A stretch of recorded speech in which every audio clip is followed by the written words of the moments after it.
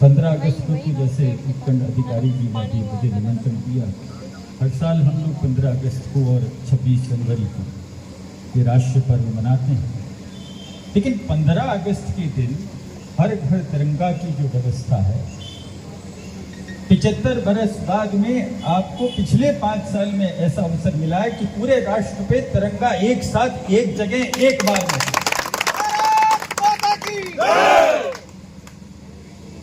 इस राष्ट्र की संप्रभुता और इस राष्ट्र के संवैधानिक मर्यादा की पूर्ति 70 बरस के इतिहास के उपरांत 2019 में वर्तमान प्रधानमंत्री के परिश्रम से और इस राष्ट्र की इस जनता के सम्मान में धारा 370 हटी और कश्मीर से लगाकर कन्याकुमारी तक राष्ट्र एक हुआ और तिरंगा उसका एकमात्र सम्मान का प्रतीक है। आप सबके नाम के आगे कुछ न कुछ लगता है। कोई दीक्षित जी हैं, कोई भडाना जी हैं, कोई चौधरी जी हैं, कोई पलसानिया जी हैं, कोई शेखावत जी हैं। लेकिन जब तिरंगा के नीचे खड़े हो जाते हो ना, तो ये सारी चीज गौण हो जाती है। अगर आप हो तो इस भारत माँ के सपूत हो, इस भारत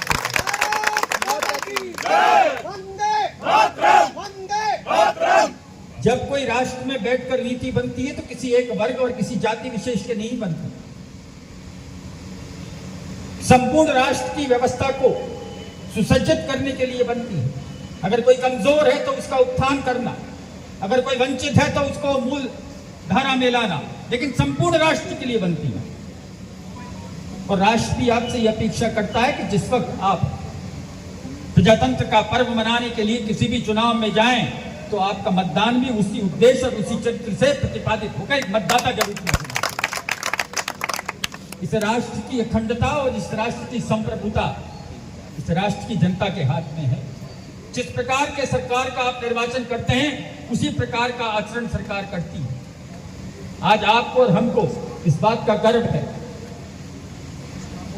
कि इस 75 बरस के इतिहास में पहला खंड आजादी के तुरंत बाद का था कि किसी एक प्रधानमंत्री ने 3 बार शपथ ली। और उसके बाद में आपका और हमारा सौभाग्य है कि वर्तमान सरकार और इस भारत का प्रधानमंत्री एकमात्र ऐसा नेता है जिसने 3री बार शपथ ली। ये यहाँ की जनता के विश्वास और भरोसे का प्रकटीकरण है। जिस उद्देश्य की पूर्ति के लिए इस तिरंगे को आप अपने घर पे लगाएंगे, उस दिन आप राष्ट्र के प्रति अपनी मर्यादित सम्मान है उसको आप सुनिश्चित करेंगे। होना तो यह चाहिए कि कोई घर ऐसा वंचित ना रहे जिसके घर पर ये तिरंगा ना हो। ये राष्ट्र आपसे इतनी अपेक्षा करता है।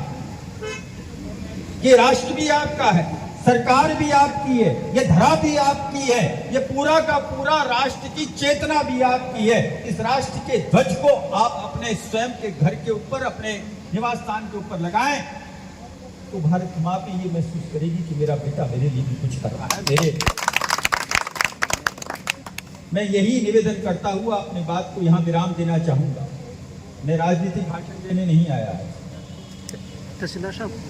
मैं सिर्फ इस बात को आप लोगों के बीच में अभिव्यक्ति स्वरूप प्रस्तुत करने आया हूं। इस राष्ट्र की व्यवस्था के अंदर हम सबको एकमत होकर एक साथ होकर खड़ा। संसार में बाकी जो आसपास के देश हैं वहां बहुत कुछ अव्यवस्थित तौर पे हो रहा है। इस राष्ट्र से यह भी अपेक्षा की जाती, संसार अपेक्षा कर रहा है कि जिस भूभाग, जिस महाद्वीप के आप और हम और हमारा राष्ट्र अंग हैं, उस महाद्वीप का नेतृत्व भी एक राष्ट्र का है। और आपके इस विश्वास के साथ में ही इस कृत्य को प्रधानमंत्री सम्मान पूर्वक करने का दायित्व निभाना है। मैं आपसे निवेदन करूंगा, 5 बरस तक मैं आप सबसे निवेदन कर रहा हूं, 5 बरस तक जिस सरकार का निर्माण आपने किया है किसने मत दिए, किसने मत नहीं दिए, कौन कहां से जीता, कौन कहां से पराजित हुआ, इसकी बात आप भूल जाइए। इस राष्ट्र के निर्माण में एक एक व्यक्ति की आवश्यकता है, एक एक सम्मान्य नागरिक की आवश्यकता है। भारत माता की जय, भारत माता की जय। ईश्वर अवसर देता है, अवसर प्रदान करने के सेतु आप हैं, लेकिन उस अवसर को जो कुछ आपको मिला है, अगर आपने राष्ट्र निर्माण में और समाज के निर्माण में अगर आपने समर्पित कर दिया, तो जिस उद्देश्य से आपका निर्वाचन हुआ है उस दायित्व को आप पूरा कर पाएंगे। ये मेरा आपसे निवेदन है।